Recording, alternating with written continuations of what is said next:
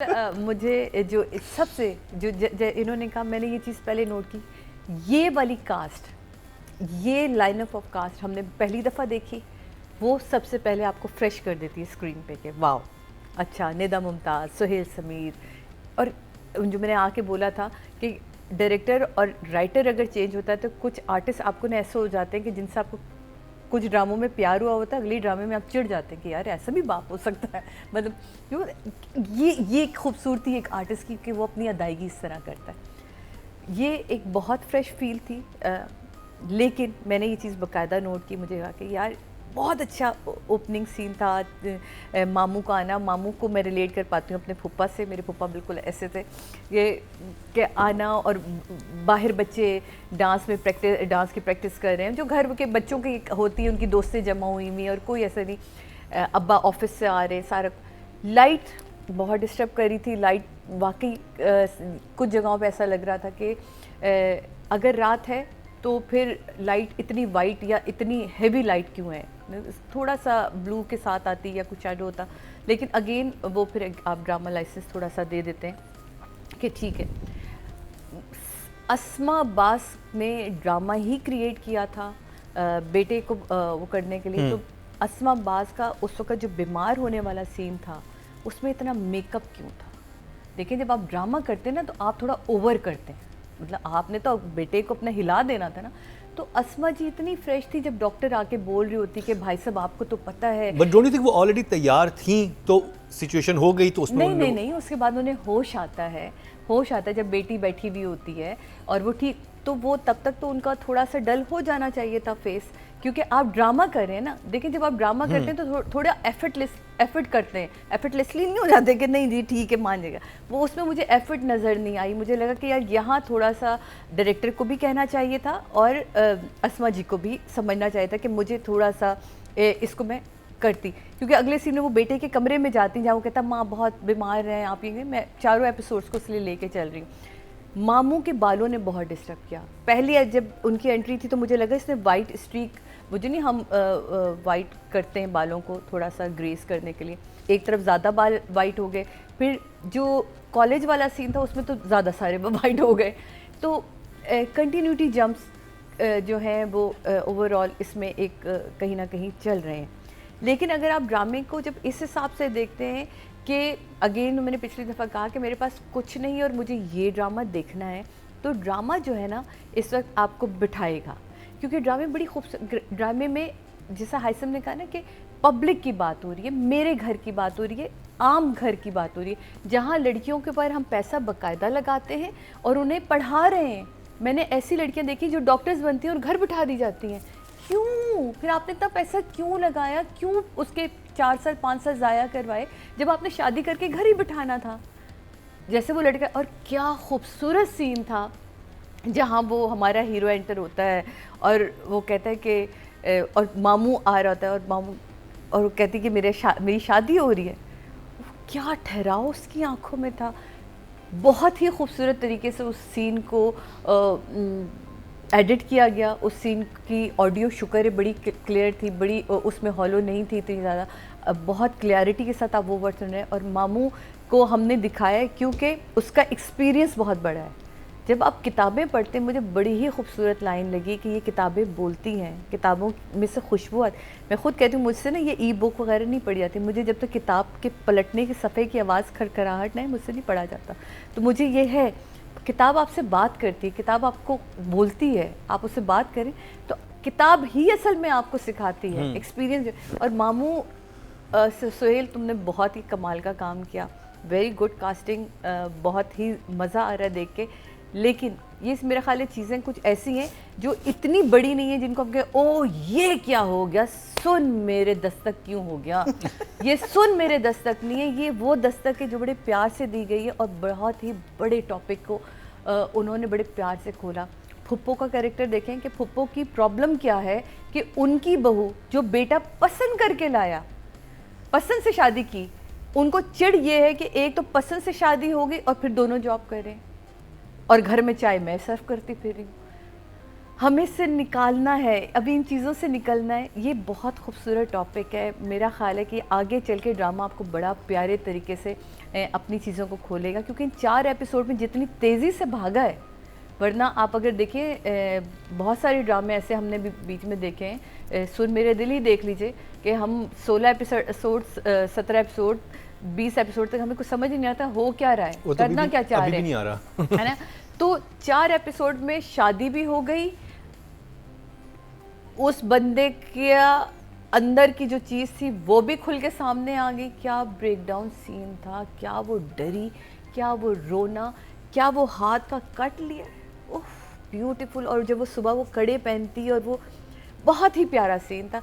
माँ का उस पूरे सीन को कैरी करके घर तक ले जाना निदा मुमताज़ का कमाल था। और इसमें देखें आर्टिस्ट तो कमाल करता है, लेकिन इसमें कमाल डायरेक्टर का होता है, जिसको याद रहे कि मैंने पिछला सीन छोड़ा कहाँ था, और उसी सीन में वो बैठी है कि और बोल भी नहीं पा रही है। उसने नहीं बताया कि उसका हाथ कटा हुआ था या मैंने उसके हाथ में उसने कहीं ये सीन में नहीं बोला, लेकिन सारी बातें बगैर कहे सब कुछ उसने कह दिया।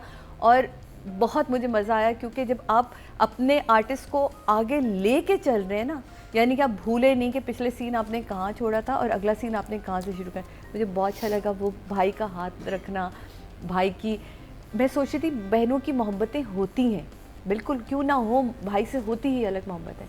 अगले सीन में खोल दिया कि कुछ नहीं तो आप उसके शुक्रगुजार ही हो जाएं, आप उसके घर में रह रहे हैं तो कौन सा एहसान कर रहे हैं, किराएदार को देता तो क्या हशर कर देता। यानी कि क्या आदमी है, मियाँ है, कौन है भाई, जान दे दे क्या, पूरी बेटी का शादी का खर्चा उठा लिया, खाना उसने कर दिया, नाश्ता वो लेके जा रहा है, सब कुछ तो वो कर रहा है। लेकिन कुछ लोग हैं हमारी यहाँ माशरे में ऐसे जो जिनके साथ आप जितना अच्छा कर लें वो ना शुक्र रहेंगे।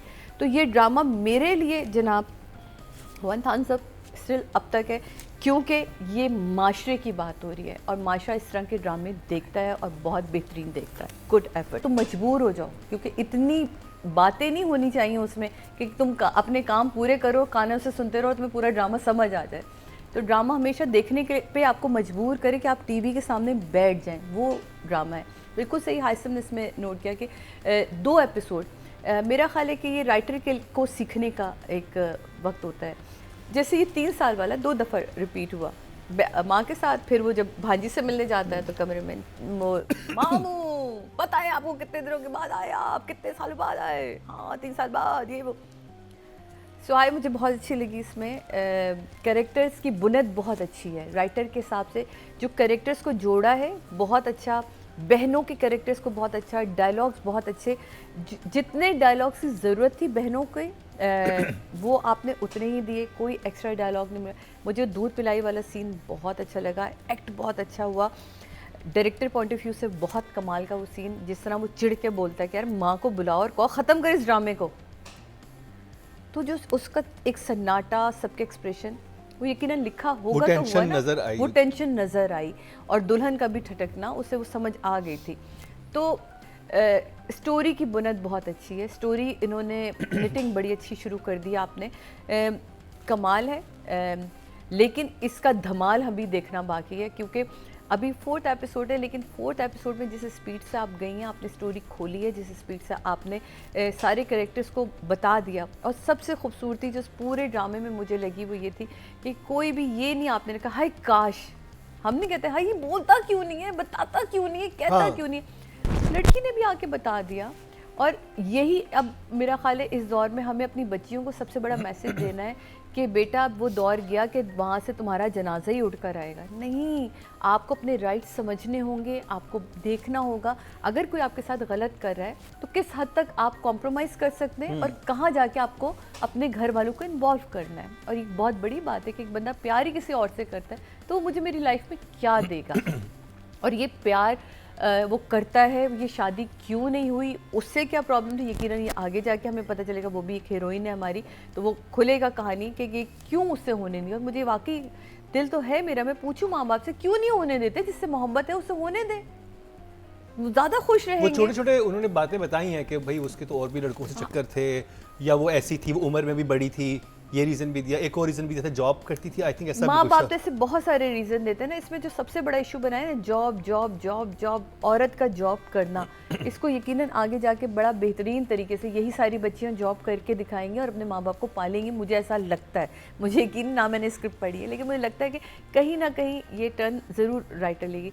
फ़िलहाल के लिए 8 बहुत बेहतरीन बुना है।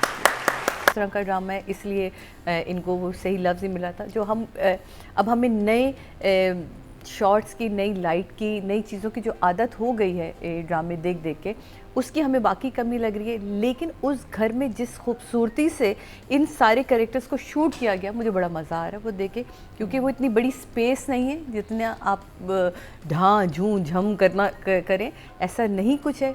अगर आपके पास पैसा कम लगाया गया है, उसमें आपको उतनी फैसिलिटी नहीं दी गई कि आपको जिप भी दे दी जाए, आपको वो क्या उड़ने वाले क्या ड्रोन्स भी दे दिए जाएं, आपको ये सब अगर नहीं है, उसके बावजूद ड्रामा आपको बिठा रहा है। आप कह रहे हैं कि मुझे ड्रामा देखना है, ठीक है। तो वरना हमने नूरजहां देखा, क्या खूबसूरत खूबसूरत शॉट्स थे, वो भी बिल्कुल फैमिली ड्रामा था। तो ये चीज़ बिल्कुल सही कहा कि हमें स्क्रीन थोड़ी सी ओल्ड लेकिन फ्रेश लग रही है। बहुत ही खूबसूरती से इसमें मुझे जो हमारे साइड कैरेक्टर्स हैं, जिसमें आके हमें सबसे ज़्यादा दुख होता है कि हाय हाय ये क्यों ले लिए।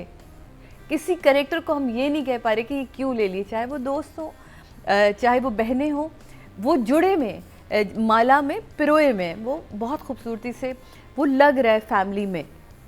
वो बच्चियाँ बोलती भी हैं, जिस तरह डाइनिंग टेबल पे नाश्ते वाले सीन में पहला जब सोहाए और मामू आके बैठते हैं और वो अखबार कहते हैं, मैं तो बहुत अरसे बाद किसी को अखबार पढ़ते देख रहा हूँ, हाँ अभी हमारे यहाँ से तहजीब नहीं गई, कोई डायलॉग जो उनके दरमियान चलते भी हैं। तो वहाँ बच्चियाँ बोलती भी हैं और बाप की नज़र भी उठती है। तो ये छोटी छोटी चीज़ें, हम भी अपने अब्बा से ऐसे ही डरते थे, वो भी ऐसी न्यूज़पेपर पढ़ते थे, हम भी अम्मा कोई सारी और अम्मा घूर देती थी हमें और हम चुप हो जाते थे। तो ये टिपिकल हमारा फैमिली ड्रामा है। यस, एज अ डायरेक्टर मुझे ऐसा लगता है कि इनको थोड़ा सा पुश करना चाहिए था प्रोडक्शन हाउस को, कि थोड़ी मेहनत करें, थोड़ा सा खर्चा करें, थोड़ी एफर्ट, क्योंकि जब आपके पास डायरेक्टर अच्छा हो, आपके पास आर्टिस्ट सारे अच्छे हों। और एक सवाल जो मुझे ऐसा लगता है, मामू बिना वाइट बालों के भी बड़ा अच्छा लगता मामू, वो उसकी जो मामू वाली फील है ना, वो उसके फेस पर है। ये चीज़ें कभी कभी मैटर नहीं करती, लेकिन वो अगर उसने किया था तो उसको बड़ा प्रॉपर तरीके से, वो बाल अगर जैसे इनके अपने हैं वैसे होते तो इतने खूबसूरत लगते, वो हसीन लगता वो। लेकिन क्योंकि ऑफ कोर्स जब आर्टिस्ट काम कर रहा होता है, वो 2 4 6 सेट पे होता है, तो उसके लिए बड़ा मुश्किल हो जाता है ये सब है। तो मुझे ऐसा लगता है कि आप फिर उसमें जैसे आप नेचुरल हैं, अगर आप उसमें जा रहे हैं और अपने कैरेक्टर को कैरी करें, वो वेल एंड गुड हो जाता, बहुत अच्छा काम। वहाँ थोड़ा सा मुझे डायरेक्टर से एक था कि ये नहीं करवाते, एक्स्ट्रा चीज़ नहीं करवाते। जैसे नुमान इजाज़ कहता है, नहीं किया उन्होंने, दुनियापुर में नहीं किया, उन्होंने कहा मुझे ज़रूरत ही नहीं लगी, मैं 2 4 6 ड्रामे कर रहा था, मैं कहाँ चीज़ें बदलता रहता। तो ठीक है, उन्होंने मानी। तो ये एक चीज़ थी। वेल कनेक्टेड, आप कनेक्ट कर पा रहे हैं, आप को समझ आ रही है इस ड्रामे की, ये इम्पॉर्टेंट है।